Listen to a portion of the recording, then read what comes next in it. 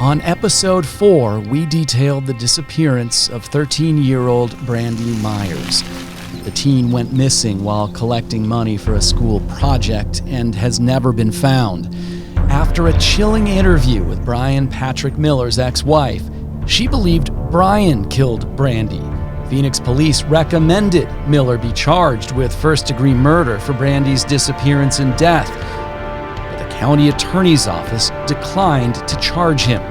Brandy's sister is still fighting for justice. I was 27, and I was always running alone. I was noticing everybody that was on the trail. He had stopped down up ahead and sat on the picnic table. And as we got closer, I don't know, I just had a bad feeling. And so I turned around before he could get to me. This is True Crime Arizona, The Zombie Hunter. This podcast episode is a little bit different. Morgan and I have had episodes planned that we've been working on for months. But once we started releasing episodes on The Zombie Hunter, people started coming out of the woodwork. People who say they knew Brian Patrick Miller or who had had experiences with him. We wanted to interview people coming forward to learn about Miller and his interactions with people in the community. But this specific phone call may shine light on the night Angela Brosso went missing during her bike ride, because this woman claims to have been there on the Canal Trail too. We've gone through extensive vetting to make sure the new information we're learning in our investigation is credible and that people actually had these interactions. This story and experience has been vetted to a T. This is my phone call with Melinda. We're not using her last name to protect her. At the time, she lived near the area of the canal in 1992 and frequently ran and rollerbladed along that path. Hello? Hi, is this Melinda? Yes. Hey, it's Brianna Whitney. How are you? It's November of 1992. Did you know Angela? No, I didn't know her, no. But I did live in an apartment that looked out over the trail, over that field area, and I would leave my doors open at night. So I was very familiar with that whole area. I mean, I ran there for years and just watched it change. You say it started to change. What do you mean? It got more crowded. It used to be I could go out down the trail and I wouldn't see anybody. That's how it was when I first started. This is a place Melinda was extremely familiar with. She tells me she knows streets and landmarks in that area very well. But this odd experience she had with another male biker one night prompted her to call police. At the time, she didn't know who he was.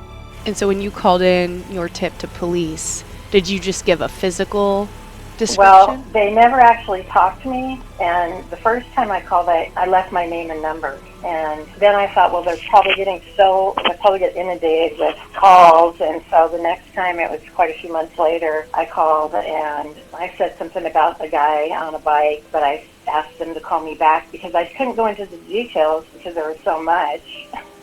Right. And I never got a call back.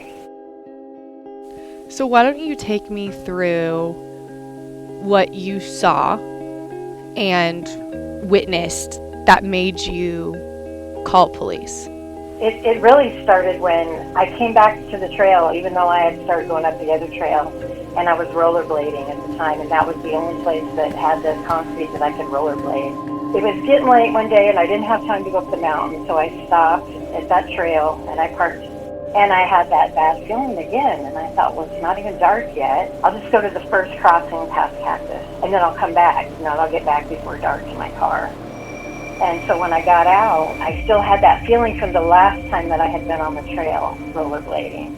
And so I got out and I was looking at everybody, and there was nobody on that side. If you know the way the area is, on the east side of the canal, there wouldn't be very many people. And the concrete trail would go around around the parking area, around the grassy area, and kind of like a loop, but it wasn't straight. And then it would go to the west side up to Cactus, and you could cross the street and go along the field, and that was the busy side of the trail. So there was a few bikers that would be over there, but it wasn't real heavily trafficked. It didn't seem like the parking area and the rest of it was.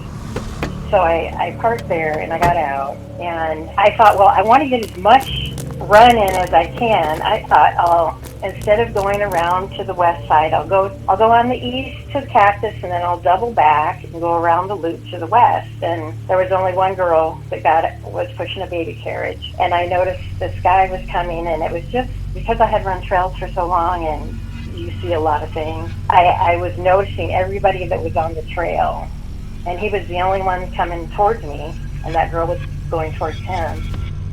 He didn't look like a bicyclist, and he was wearing a backpack, which was unusual for people that were out riding on the trail. I was just completely focused on what he was doing, because that's when you run alone, and I was 27, and I was always running alone, so I was concerned about that. He just rode right down the center of the trail, and this lady had to move completely off with her baby carriage, her stroller. I thought, that's strange. That guy seems kind of bold or not considerate. And as we got closer, I don't know, I just had a bad feeling. And so I turned around before he could get to me, and I thought, I'm just going to go back. I'm just going to get this run done and get out of here. So I jumped off on purpose so that he couldn't come up on from behind me. It seemed like it surprised him. He just seemed mad or irritated or something, just because of the fact that I did that. And I just stared at him, and I thought, he doesn't look like a bicyclist. He doesn't look like somebody that's usually out here, and he had long hair, and he was wearing a hat, and he had on these glasses that looked like prescription glasses, but they tinted in the sun. So I thought, well, those aren't really sunglasses, and he was riding along with his water bottle, and I was really relieved that he had passed me, and I didn't think that I would have any problem. I didn't think about it until I got up around a curve or something where I could see better, and I realized that he had stopped down up ahead and sat on the picnic table by these restrooms. But he was sitting on top of the table facing me, because the trail went directly towards the picnic table, past the picnic table and the restrooms that were there. And I was looking at him from a distance, and I thought, why is he just sitting there? And I was thinking, he'll get up and go, to myself, So I stopped and walked, and he was looking at the people that were on the other side of the trail, because there was nobody else between me and him. Melinda said as she got closer, it appeared he was inappropriately touching himself with his legs spread open.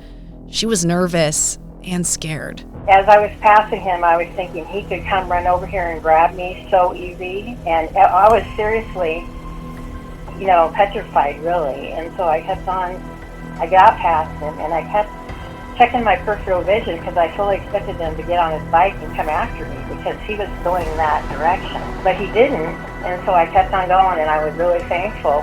And I went around, and I got to where there was more people on that side. It was staying in the back of my mind, and that's when I saw Angela come out and come up the trail. And she seemed like she was kind of hurrying, coming fast, because in this amount of time, that the events that I just told you, the sun was going down pretty fast.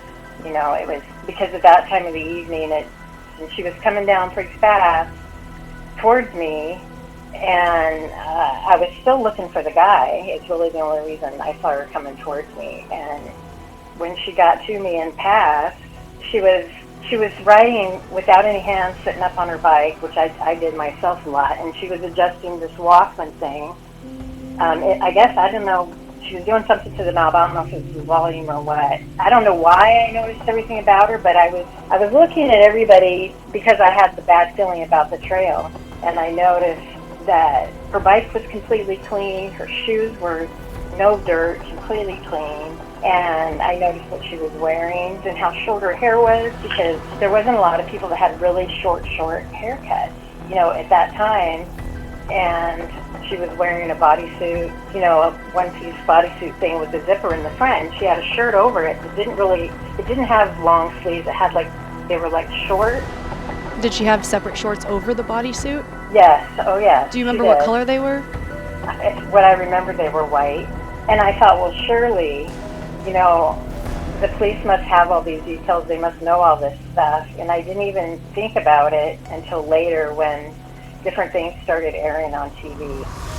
It was getting dark. The sun was down, and she was in front of me, and he was on the other side, and I thought, there is no way.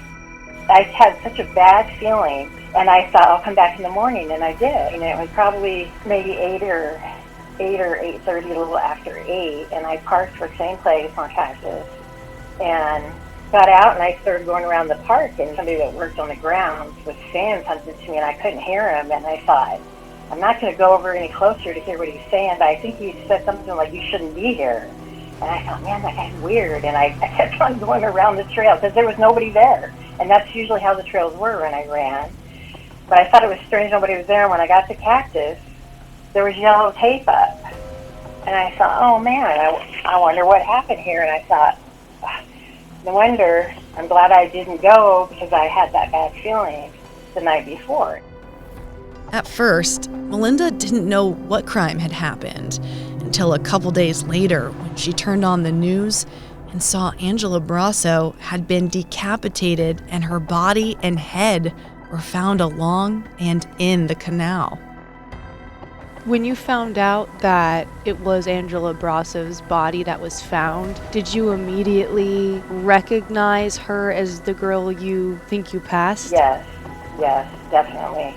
Was there any doubt? No, not one doubt in my mind at all. Same color hair. I mean, everything. That was her. I mean, I saw her face. I mean, her face was plastered all over. It was like she had a lot of energy. I don't know if it's because she was just taking off on her bike ride, and she was taking off and going. But I had no, absolutely never doubted that in my mind. Melinda didn't know who the man was that she saw on the bike that night. So she didn't have a name or any identity she could try to give police other than a physical description. Years later, Brian Patrick Miller was arrested for Angela Brosso's murder. He wasn't arrested for years. When he was arrested in 2015, what did you think when you saw that? I was so angry with myself that I didn't just be persistent and make somebody listen to me. Miller's mugshot was plastered everywhere, across all newspapers, the top story on all newscasts. That was definitely him. I mean, I know beyond a shadow of a doubt that it was him. He looked the same, except his hair was long and straggly kind of looking, and he was wearing a hat. Since his arrest, Melinda has contacted not only Phoenix police, but also the Maricopa County Attorney's Office several times about her experience and what she saw. For her, it's an emotional experience, a guilt she's carried for decades, wishing she could have done more to save Angela or get meetings with detectives sooner. Melinda is open about dealing with the mental anguish from this, even to this day. I'm still affected by it, but I just really felt that I'm glad that you called, because I really felt that I could finally tell somebody.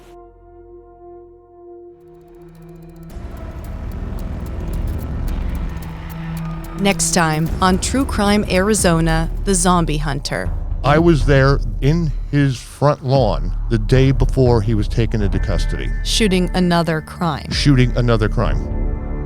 I saw his face pop up on the news, and I honestly didn't really know who it was at first. And then our phones blew up, and everyone was like, oh my God, did you see the news? Because that's the guy that went to our church. I looked in my rear view, and it was dark out, and I seen what I thought was a cop. And now that I found out all that, it really scared me, because what if I pulled over? I think he's a mass murderer. And if they can tie him to other homicides, I wouldn't be surprised. True Crime Arizona, The Zombie Hunter is hosted by me, Brianna Whitney. And me, Morgan Lowe. Sergio Hernandez is the producer. This episode was edited by Rick Olivares. It's a production of Arizona's Family, CBS 5, 3TV, and azfamily.com in Phoenix, Arizona.